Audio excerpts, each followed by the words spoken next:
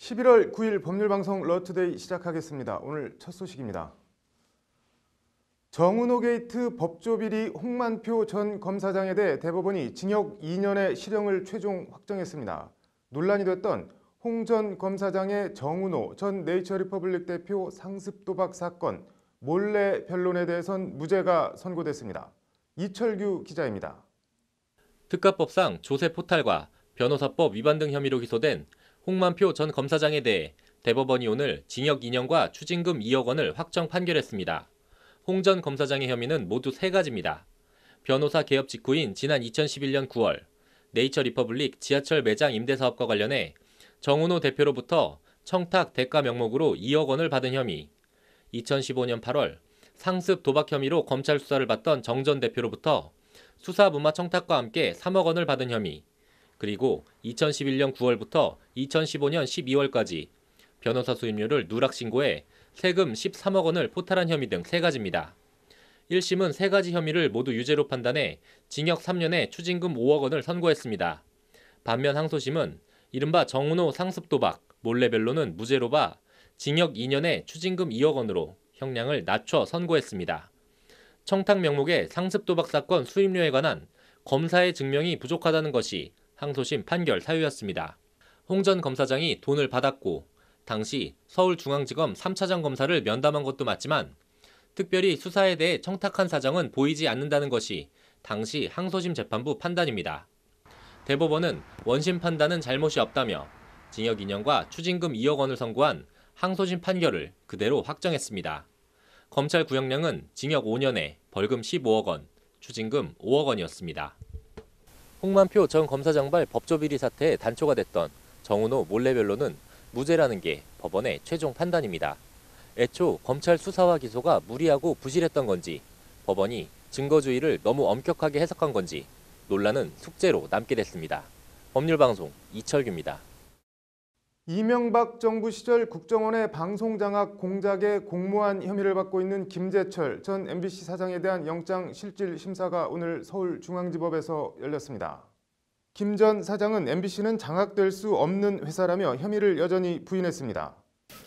죽을 만큼 힘들어도 할 일은 해야 하는 게 용기라고 생각합니다. MBC는 장악될 수가 없는 회사입니다. MBC는 장악해서도 안 되는 회사입니다. 이것이 제가 경영진으로서 일했던 저의 소신입니다. 지금도 소신은 변함이 없습니다. 김 전 사장은 또 국정원의 MBC 정상화 문건을 전달받은 사실이 있느냐는 취재진의 질문에도 그런 사실이 없다고 부인했습니다. 김 전 사장 구속 여부는 오늘 밤 늦게나 내일 새벽에 결정될 것으로 보입니다.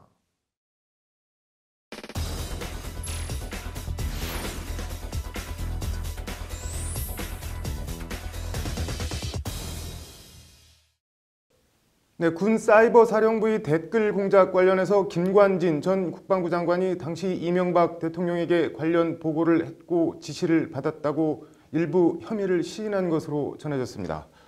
어떤 식으로든 이명박 전 대통령에 대한 검찰 수사가 초읽기에 들어간 모양새입니다. 이슈플러스 김효정 기자 나와 있습니다. 김 기자, 검찰이 김 전 장관에 대해서 구속영장을 청구했죠? 네, 그렇습니다. 검찰은 어제 오후 군형법상 정치관여 등의 혐의로 김 전 장관에 대한 구속영장을 청구했는데요. 네. 검찰은 앞서 지난 7일 오전 김 전 장관을 피의자 신분으로 소환해 15시간 넘는 고강도 조사를 벌인 뒤 바로 영장을 청구했습니다. 네, 뭐 말 그대로 전광석화인데 적용 혐의가 어떻게 되나요? 네, 김 전 장관은 지난 2010년부터 2012년 군 사이버사령부 심리전단을 동원해 여권을 지지하고 또 야권을 비난하는 온라인 여론조작을 지휘했다는 혐의를 받고 있는데요. 네. 검찰은 이에 대해 5년 이하의 징역에 처하도록 하고 있는 군형법상 정치관여 혐의를 우선 적용했고 여론 공작을 실행할 심리전단 군무원들을 채용하면서 네. 성향 검증을 지시해 특정 지역 출신을 배제한 데 대해선 직권남용 등의 혐의를 적용했습니다. 네, 김 전 장관이 조사에서 일부 혐의를 시인했다고 하는데 어떤 내용인가요? 네, 김 전 장관은 사이버사의 여론 개입 행위 등이 담긴 일일 동향 보고서를 받아본 사실과 또 그 관련 내용을 VIP, 그러니까 당시 이명박 대통령에게 보고한 자체를 시인했습니다. 네.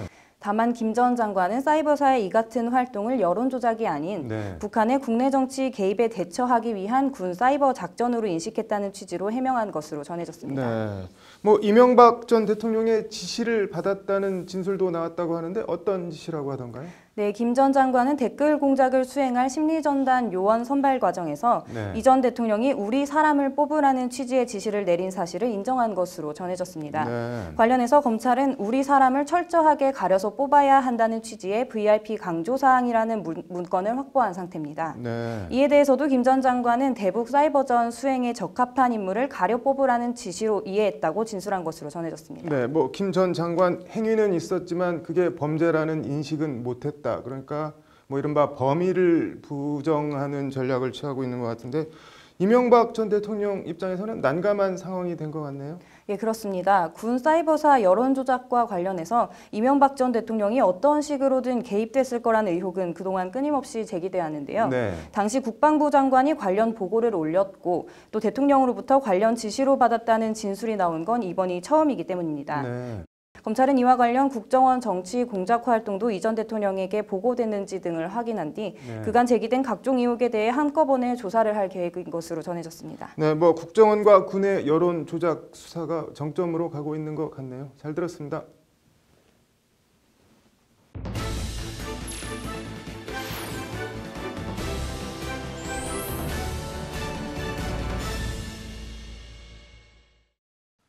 검찰이 군 사이버사령부 댓글 공작 관련 정치관여 혐의로 김관진 전 국방부 장관에 대해 구속영장을 청구했습니다. 검찰은 국정원 특수활동비 청와대 상납 혐의로 소환 조사한 남재준 전 국정원장에 대해서도 영장 청구를 검토하고 있습니다. 한편 김장수 전 국가안보실장은 세월호 보고시간 조작 의혹 등으로 검찰에 의해 출국 금지된 잠재적 피의자 신세입니다. 남재준, 김장수, 김관진 전 육군 대장 이들은 지난 노무현 정부에서 시기는 조금씩 다르지만 각각 육군 참모총장, 국방부 장관, 합참의장을 지낸 인사들입니다. 진보에서 보수로 정권이 바뀌었는데도 이들은 국정원장으로, 국가안보실장으로, 국방부 장관으로 더 승승장구했습니다. 그 능력이 놀라울 뿐입니다.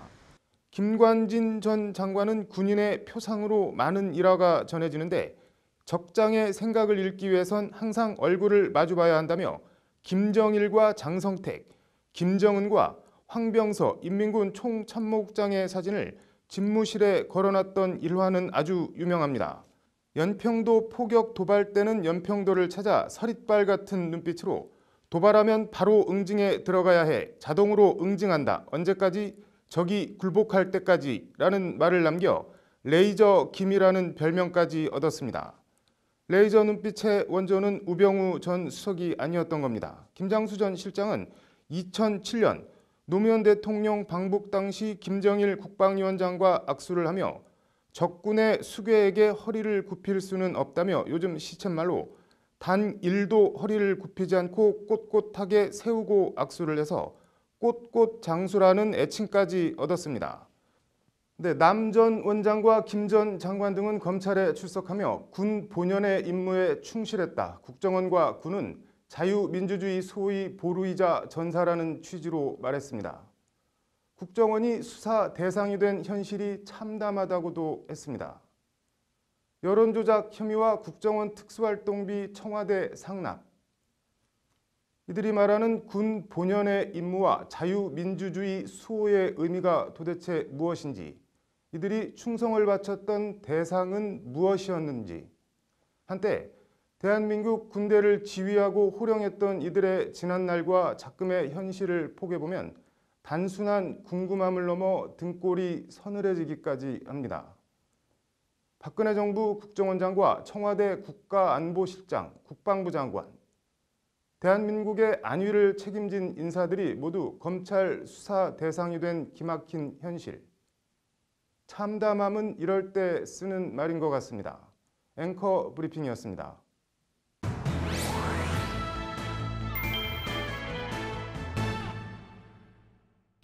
네, 김수현 변호사의 법과 생활, 어제에 이어 파견 계약 얘기, 같은 듯 다른 듯 알쏭달쏭한 파견 계약과 도급 계약 얘기 해보겠습니다.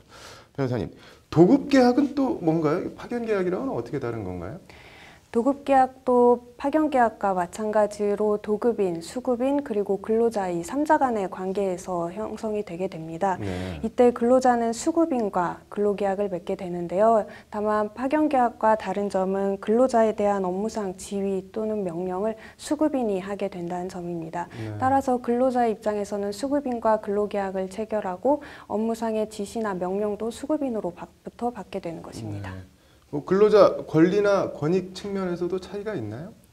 근로자 입장에서는 파견 계약의 경우 자신을 고용한 업주와 실제로 자신에게 일을 시키는 업주가 다른 상황인 경우에 놓이게 됩니다. 네. 따라서 자신의 고용 상황이 굉장히 불안정한 형태에 해당하게 되는데요. 네. 또 중간에서 이러한 파견 사업주가 임금을 빼돌리는 경우도 있습니다. 그런데 그 파견 근로자라도 2년 넘게 일하면은 그 해당 직장에서 정규직으로 채용하도록 되어 있지 않나요, 지금?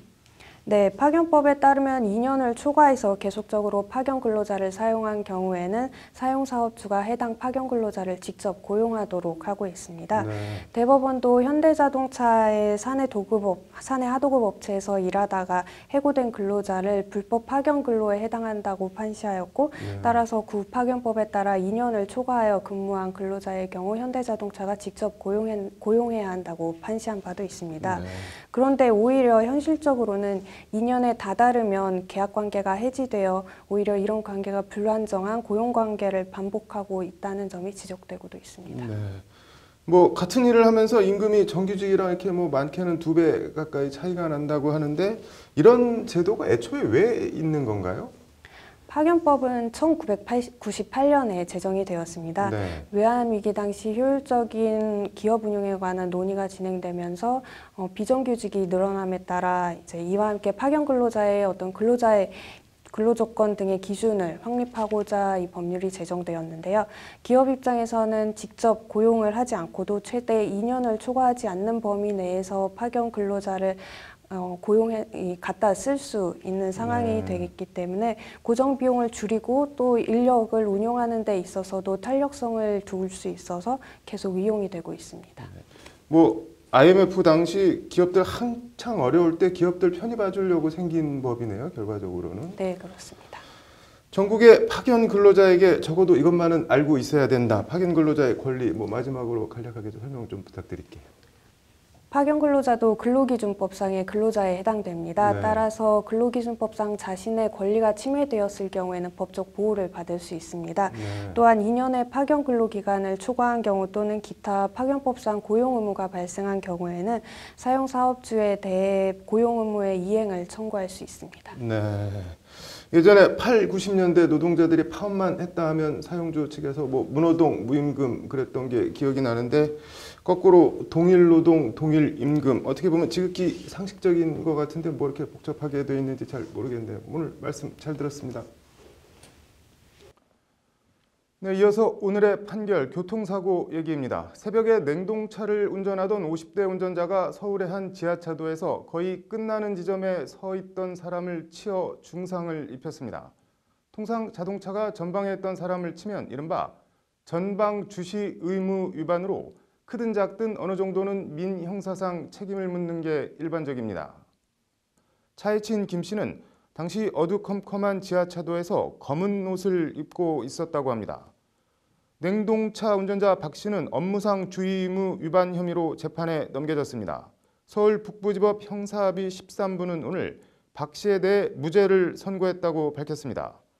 법원은 사고 발생 지점은 차량만 통행할 수 있는 지하차도 안쪽이었다며 박 씨가 보행자가 서 있을 수 있다고 예상하기 어려웠다고 무죄 판결 사유를 밝혔습니다. 사고를 당한 김 씨가 칠흑 같은 새벽에 왜 검은 옷을 입고 지하차도에 들어가 차를 등지고 가만히 서 있었는지 그 이유는 알려지지 않았습니다. 이른바 인피 사고가 나면 사고를 낸 운전자도 강한 트라우마를 겪는다고 합니다. 다친 사람도 안타깝지만 이 사건 냉동차 운전자 박 씨도 적지 않은 정신적 충격을 겪었을 것입니다. 재판받느라 마음고생도 상당했을 겁니다. 너무 뻔한 말이긴 하지만 안전이 제일이라는 말은 아무리 강조해도 지나치지 않은 듯합니다. 그리고 이런 사건은 검찰이 굳이 항소를 안 해도 되지 않나 하는 생각도 해봅니다. 오늘의 판결이었습니다. 네, 이어서 법조계 소식 전해드리겠습니다. 국회 법제사법위원회는 오늘 유남석 헌법재판관 후보자에 대한 인사청문 경과보고서를 채택했습니다.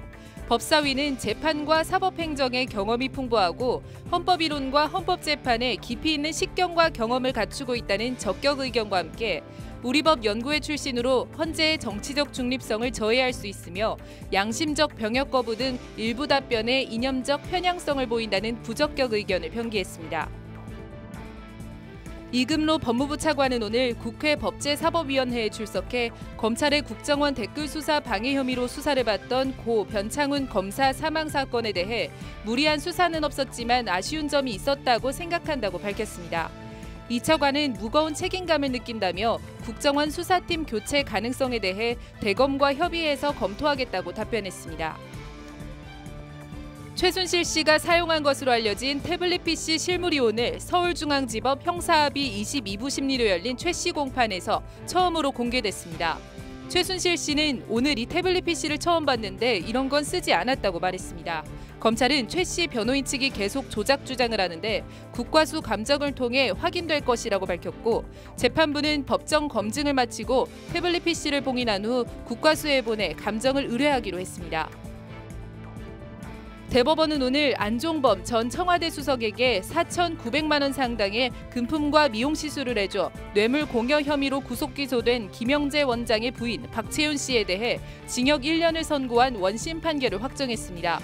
최순실 국정농단 사건 기소자 가운데 대법원 확정 판결을 받은 것은 박 씨가 처음입니다.